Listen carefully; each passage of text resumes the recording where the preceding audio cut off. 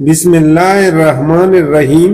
شروع اللہ کے نام سے جو بڑا مہربان اور نہایت رحم کرنے والا ہے۔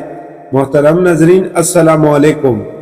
دجال کا فتنہ امت مسلمہ کے لیے سب سے عظیم فتنہ قرار دیا گیا ہے۔ یہ وہ فتنہ ہے جو حضرت آدم علیہ السلام کی تخلیق سے لے کر قیامت قائم ہونے تک آنے والے فتنوں میں سے سب سے بڑا فتنہ ہے۔ دجال کے مطابق ہم مسلمانوں کے پاس جو معتبر ترین ذرائع ہیں وہ نبی صلی اللہ علیہ وآلہ وسلم کی احادیث مبارکہ ہے۔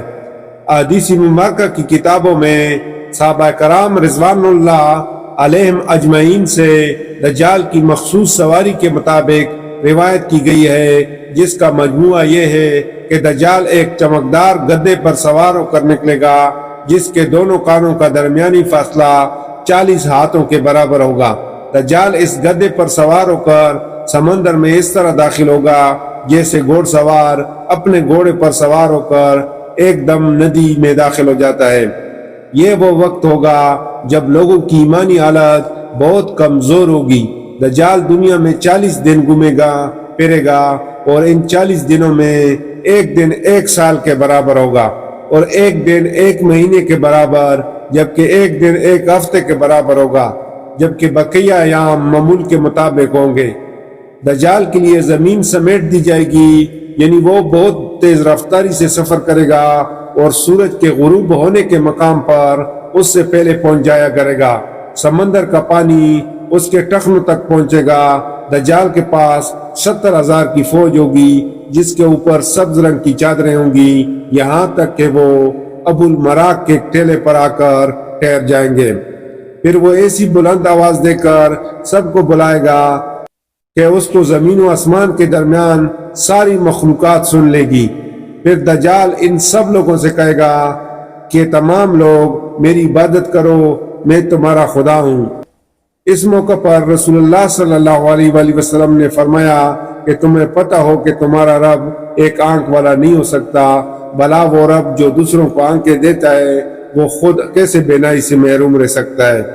اس بدبخت دجال کے ماتھے پر کافر لکھا ہوگا جسے صرف مومن ہی پڑھ سکے گا، اور وہ اسے پہچان لے گا۔ دجال اپنے گدھے پر سوار ہو کر ساری زمین پر گھومے گا۔ زمین کا کوئی حصہ، چاہے وہ پہاڑی ہو، میدانی ہو یا صحرائی، کوئی علاقہ ایسا نہیں بچے گا کہ جہاں وہ نہیں جا پائے گا، سوائے مکہ مکرمہ اور مدینہ منورہ کے، کیونکہ اللہ تعالیٰ ان دونوں جگہوں کی حفاظت خود فرشتوں کے ذریعے فرمائے گا۔